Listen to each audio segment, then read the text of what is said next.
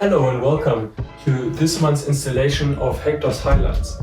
My name is Hector, this month is September, and let's get right into all the media where I think that you should consume. Let's go. We're gonna start off with literature.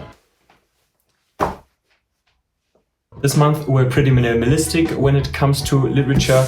I just continued reading Franz Kafka and his various stories. My man is very grotesque. My man feels like a fever dream. These short, unfinished stories really underline his way of writing. There are hints of his law studies in there and what it means to give power to people and what it means to live under law and how your relationship with law is. Very grotesque, very outside of the box. I like it. I'm almost done, only like 20 pages. That's it for literature. Let's continue with movies and series. This month I watched one movie with the title Fury.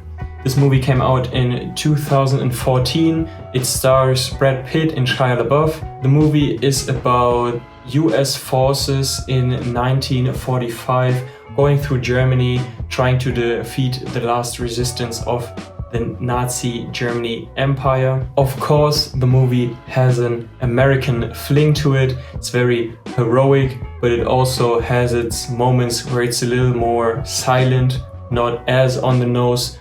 I feel like it conveys the instantaneous possibility of death at every moment very well, and how this makes men turn numb to almost everything except for pleasures that last only for a couple of moments. Of course, it's not as historically accurate. I read many reviews by war nerds. The tanks don't work that way, or how artillery gets destroyed too easily, or anti-tank ammunition, how that works. But for the sake of the movie and for the sake of having continuity and characters that you emotionally attach to, I feel like it is okay to overlook these things. The way the actors portrayed their characters was interesting from an acting point of view, and I had a good time and a not good time thinking about war. I was very glad that I don't have to fight in a war, at least right now. Let's get into music.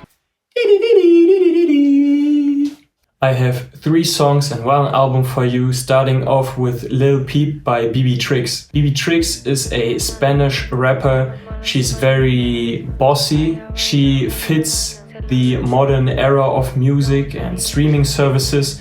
But for me, it's a positive example. You have short songs that have a burst of energy, that are a burst of energy, that take themselves serious in the way that certain characters portrayed, but that are fun in a way that you see that it's not too overly produced or too overly thought about.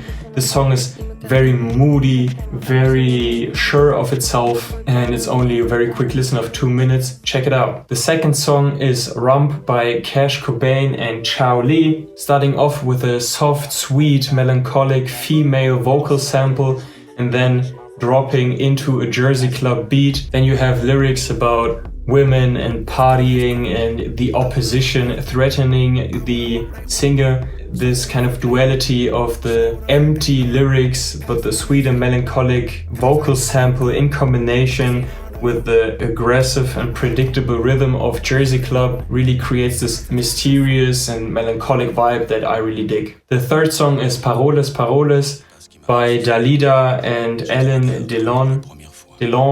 Kind of chanson piece, is very cinematic in a way, very overly dramatic and sweet. When you listen to it for the first time, you instantly get that this is a classic.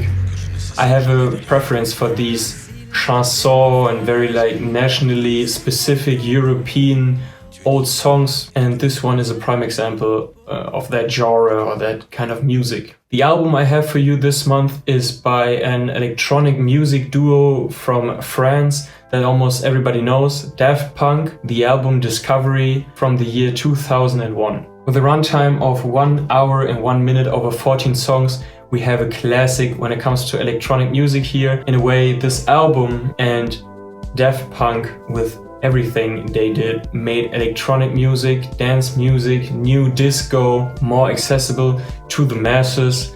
I believe that everyone who listens to this album at least knows 2 or 3 songs. This album is a multimedia experience in a way, where Daft Punk collaborated with Leiji Matsumoto, who is a mangaka from Japan, that they partnered with to make a whole anime with the name Interstellar 5555, which is about aliens who lose their music to another artist and try to get it back. These 90s and 2000s anime aesthetic really speak to me, and to me it really expands the whole universe of this album. It has ups, it has downs, and is for sure a classic. So give it a listen. I recommend listening to this one on YouTube with the anime playing in the background. Thank you for your time and see you in the next one.